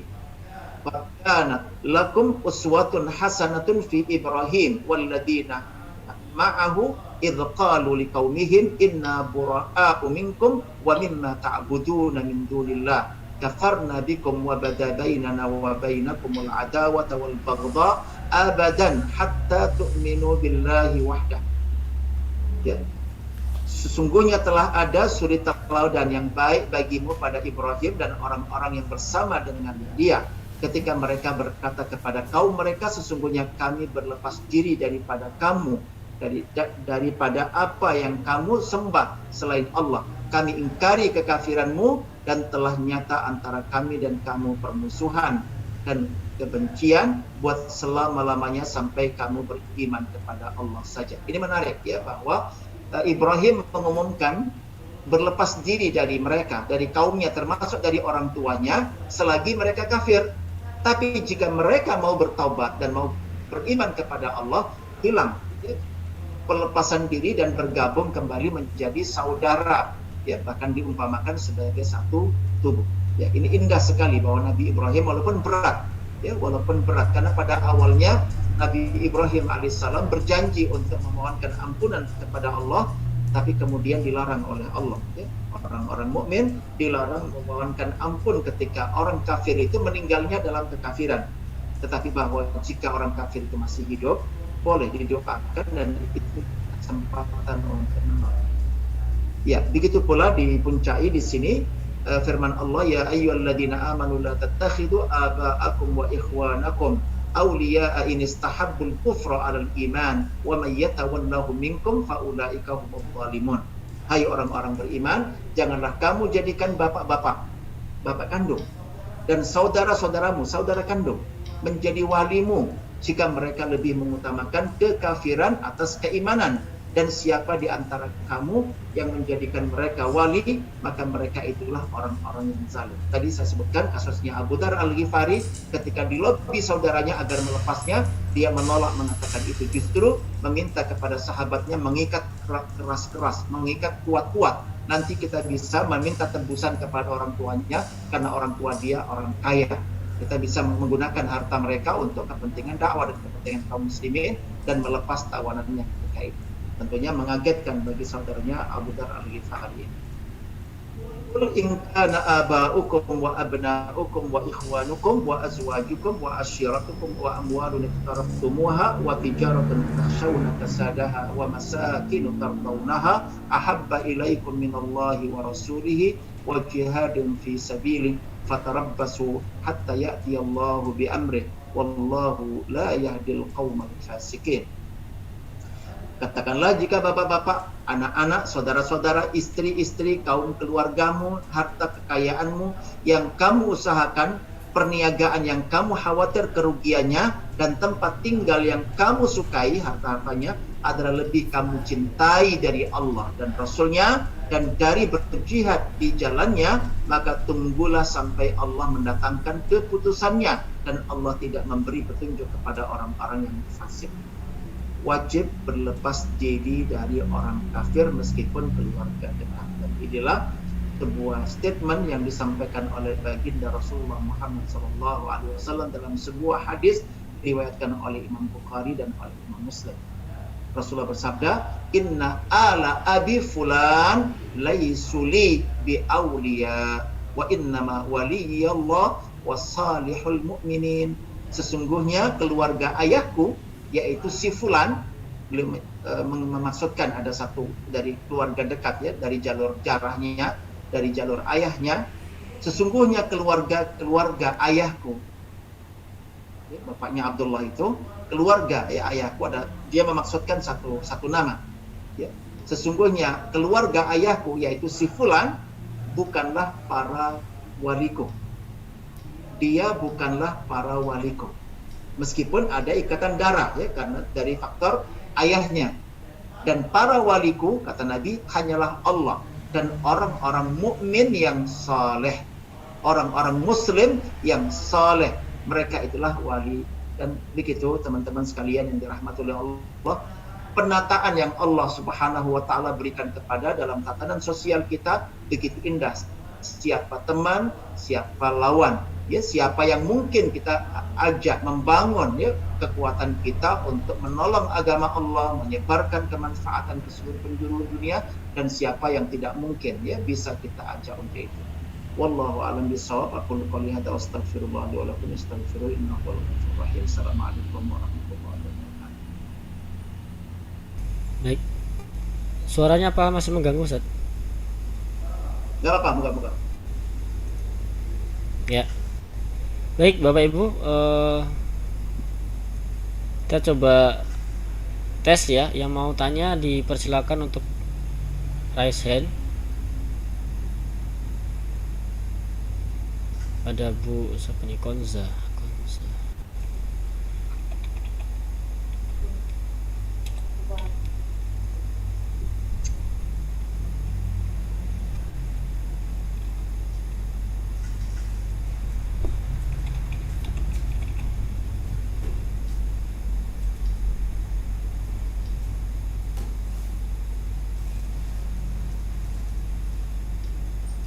Monggo, Atau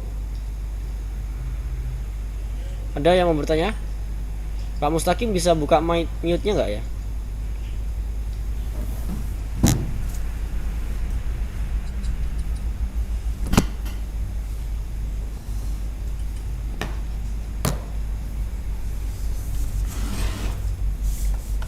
Ya. Ini saya bacakan dulu pertanyaan dari chat karena Bu Konzanya sudah hilang kayaknya, tapi sempat meninggalkan jejak pertanyaan. Ya, sebelum ada yang mau raise hand ya. Oke. Tanya Ustaz. Umat Rasulullah akan pecah menjadi 73 golongan. Semuanya di neraka kecuali hanya satu masuk jannah. Satu di era modern ini, apakah golongan-golongan itu sudah berkembang hampir 73 golongan? Yang kedua, apakah dengan fanatik golongan juga menyebabkan terjadinya golongan yang digambarkan Rasulullah? Monggo Ustaz. Pertanyaannya ada 2 tadi. Iya. Pertama yang ditugaskan oleh baginda Rasulullah Muhammad SAW bukan untuk menelusur, mendata golongan-golongan tersebut, tetapi kita dikenalkan tentang yang satu yang mesti kita mesti kita ambil untuk diri kita, ya, untuk diri kita, yaitu kita mengadopsi pemahaman agama ini, pengamalan agama ini sebagaimana dicontohkan oleh baginda Rasulullah Muhammad SAW, juga oleh para salafus saleh. Itu saja. Jadi kita tidak diperintahkan untuk menelusur ada 1, 2, 100, ya, berapa jumlah ya. Mungkin kita akan menemukan lebih banyak lagi. Kalau kita mau menghakimi, ya, kita bukan pada posisi menghakimi. Yang adalah kita ajak mereka untuk berjamaah dalam pengertian untuk mengadopsi agama Islam ini berdasarkan dengan pemahaman as-salafus saleh, tadi 3 generasi utama, sahabat, tabi'in dan tabi'ut tabi'in, dan mengamalkan sebagaimana mereka mengamalkan. Kita disuruh konsentrasi ke wilayah itu, kita disuruh konsentrasi ke sana. Okay. Baik, Pak Oong, ternyata tadi yang tanya Pak Oong Ridhoi ya, Iya, dengan saya- akunnya Konza, Ya. tapi ganti HP. Monggo Pak Oong, ada tanggapan? Iya, assalamualaikum Ustaz. Assalamualaikum. Ya, Memang umat Rasulullah itu akan terpecah menjadi 73 golongan.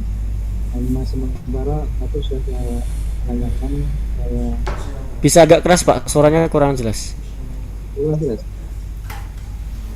Tapi sudah saya menanyakan di pertanyaan ini, apakah yang dimaksudkan golongan itu memang benar-benarnya atau belum? Karena memang gambaran sekarang yang ada itu banyak golongan Tadi ada orang mau beli, liatin gitu. Dia baru pergi, datang lagi, datangnya mau nyerang aku gitu. Sama aku kabur dulu, dia datang kamu. Aku ngelawan, pistol. Dia masih bisa ngelawan. Dia tahu kena berapa tembak. Wah, Suaranya yang putus ya, hilang. menghancurkan. Iya, kurang jelas Pak. Mungkin kalau ada headset lebih baik. Tadi sempat saya tangkap itu 73 golongan itu sekarang apakah ya itu maksud saya itu. apakah sudah ada atau belum? Itu yang sulit Pak Ong. Pak Ong ya. Iya. Itu yang sulit, bahwa tidak ada, kalau diartikan sebagai jamaah itu sebagai kelompok, ya, artinya itu sebagai satu organisasi, tidak ada satupun organisasi yang besok ketemu lagi. berani memutlakan siapapun masuk dalam kelompok saya, organisasi saya, pasti dia selamat, tidak masuk neraka. Saya jamin tidak akan ada ya orang yang berakal sehat berani menjamin itu. Maka tadi terkait dengan kelompok tadi itu bukan berdasarkan kepada organisasi atau bendera tertentu, tetapi di manhaj memahami dan mengamalkannya. Maka tadi sekelas ya, sekasal Ustadz Hasan Al-Banna yang kita tahu bagaimana ketatnya pemahaman beliau, penjenjangan beliau dalam berorganisasi. Beliau sendiri dengan tegas mengatakan banyak sekali orang di luar sana yang tidak masuk, bahkan belum pernah berinteraksi dengan dakwah beliau, tetapi ketika beliau mendengar tentang bagaimana pemahaman Islam mereka, bagaimana amal mereka terhadap agama Islam, bagaimana akhlak mereka, ibadah mereka, Hasan Al-Banna mengatakan itu kami, dia itu kami. Dan itu banyak sekali orang-orang yang seide seperti kami tetapi tidak ada dalam organisasi kami.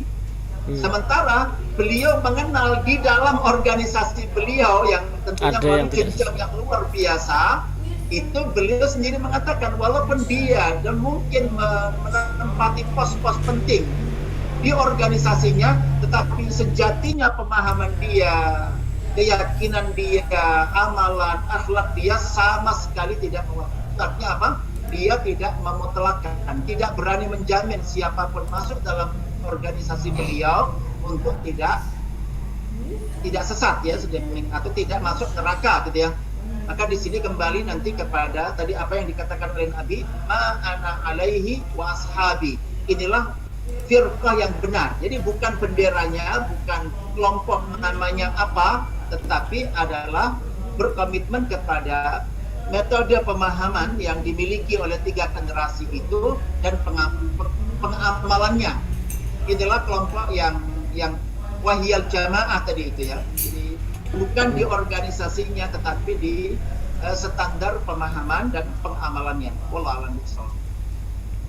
Iya, insyaallah terjawab ya, Pak Ong. Iya, jazakallahu khairan Ustaz. Iya, sekian Ustaz. Iya.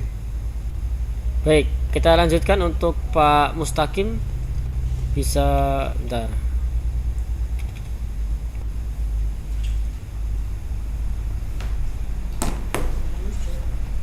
Pak Mustaqim masih bersama kita?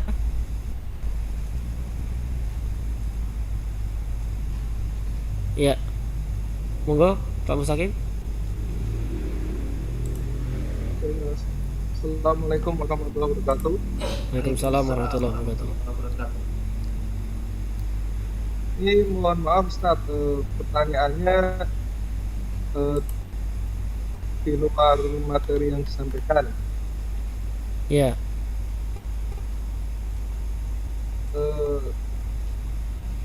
Yang saya tanyakan tentang kisah Barseso yang itu seorang ahli ibadah, kemudian dia diganggu oleh iblis, kemudian akhirnya bermaksiat dan meninggal dalam keadaan kafir.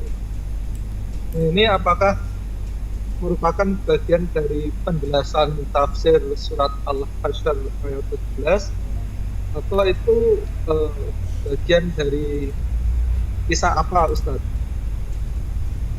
Ya, itu saja, terima kasih. Enggak, kisahnya seperti apa? Saya tidak ingat ya. Kisahnya Barseso itu dia adalah orang yang ahli ibadah. Bersisa. Iya, Barseso. Ya, dia itu orang ahli ibadah. Kemudian kalau yang ceritanya yang sampai detail itu dia juga punya santri banyak gitu. Punya santri? Ya, ini saya itu pernah lihat di Instagram gitu. Kemudian Ya, dia ahli ibadah yang bahkan belum pernah bermaksiat seperti itu. Dan akhirnya dia datanglah iblis untuk menggoda Barsiswa itu, sehingga dia menjelaskan seperti bagaimana ahli ibadah seperti itu. Dan iblis ini dia bahkan dalam tentangnya itu dia dalam beberapa hari itu hanya zikir ibadah, dan sampai dia lupa makan tidur kayak gitu. Nah, kemudian Barsiswa itu kagum dengan apa yang dilakukan di situ. Kemudian dia bertanya kenapa kok dia bisa seperti itu ya. Kemudian katanya karena dia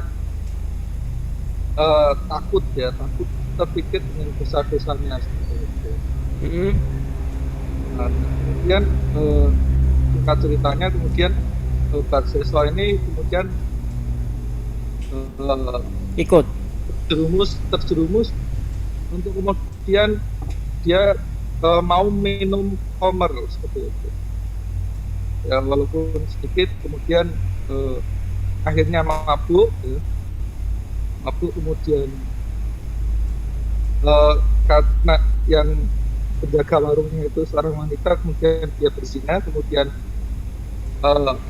datanglah iblis sebagai suaminya, kemudian kemudian membunuh, dan bahkan kemudian iblis ini kemudian memanggil para warga, kemudian Barsiswa ini kemudian dihukum, kemudian disalib. Dan pada saat disalib itu kemudian iblis itu mendatangi Barsiswa itu di tahap-tahap terakhir itu, kemudian dia akhirnya meninggal dalam keguguran. Ya itu kisah pada akhirnya dia disuruh sujud kepada iblis dan meninggal. Oke. Nah tadi sempat dikaitkan dengan surat Al-Hasr tadi ya. Itu maksudnya apakah masuk ke penjelasan surat tafsir Al-Hasr ayat 17 itu? Iya benar ya Pak Sakim? Iya. Itu seperti apa? Ayatnya kayak apa? Ayatnya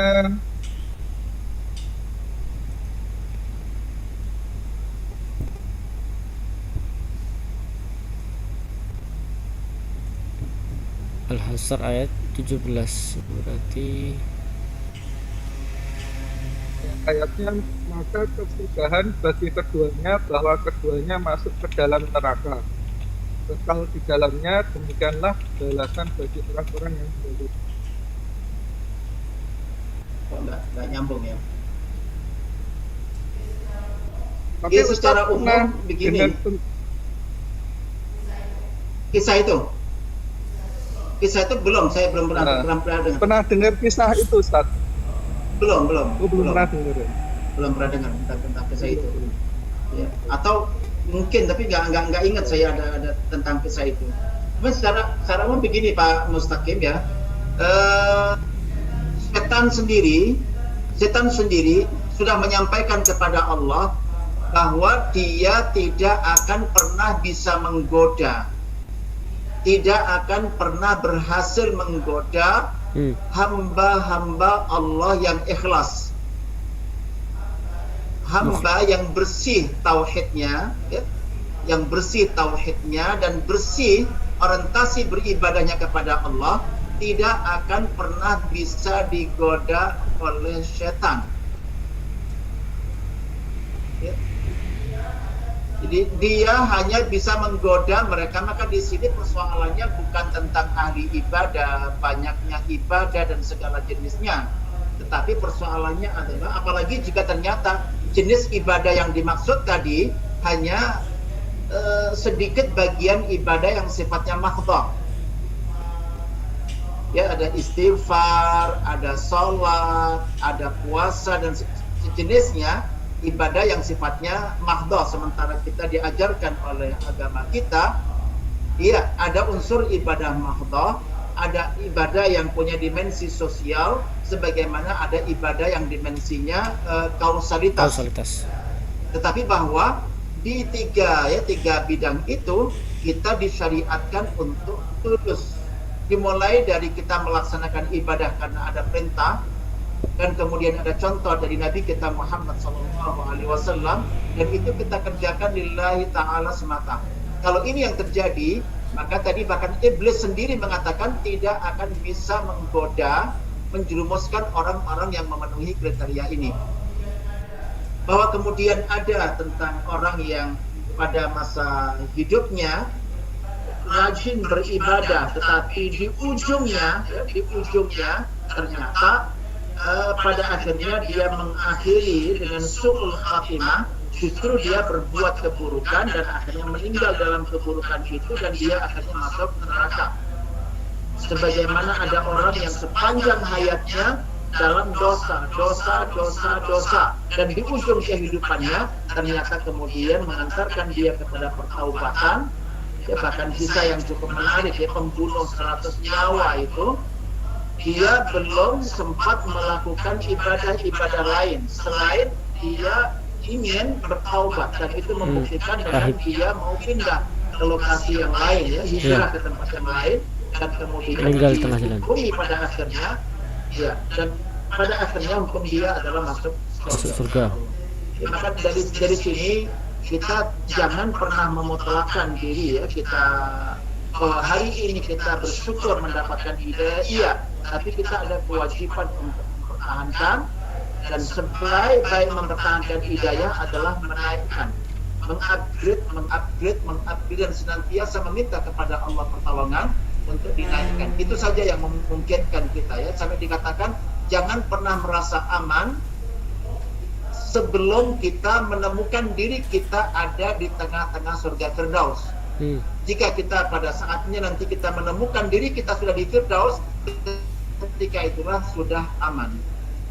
Atau kita final. Mungkin seandainya kisah tadi benar, kita bisa mengambil ibrahnya adalah bahwa jangan pernah orang merasa aman hanya karena sudah beribadah puluhan tahun. Tetap saja bahwa orang tidak tahu pada ujungnya, dan ini juga diingatkan, jangan mengambil keteladanan kecuali kepada mereka yang terbukti meninggal dunia dalam husnul khatimah. Tidak mengambil uswah kepada mereka yang masih hidup, karena kita belum tahu ujungnya.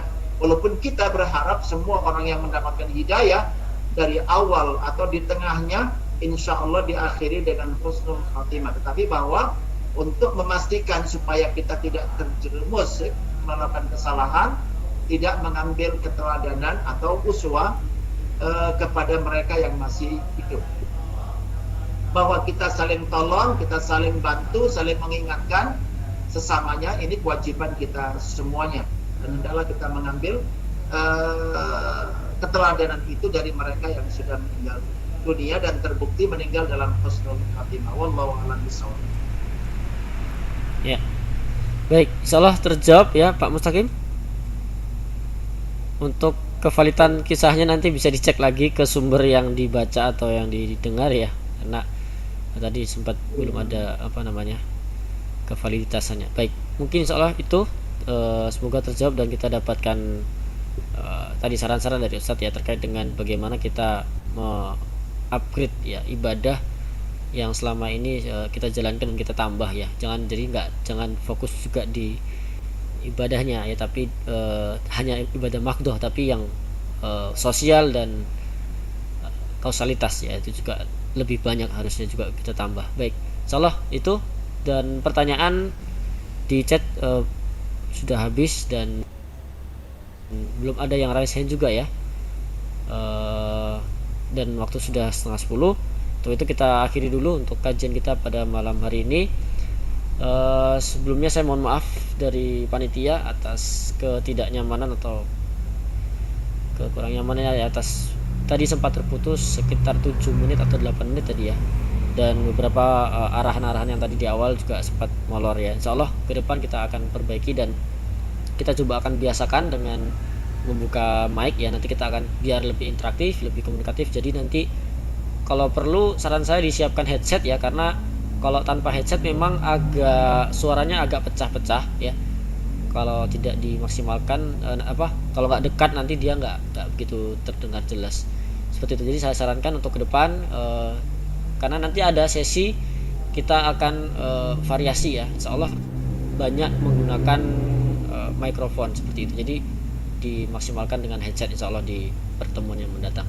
Itu saja dari saya. Kita akhiri pertemuan atau kajian kita pada malam hari ini dengan istighfar 3 kali dan doa kafaratul majelis.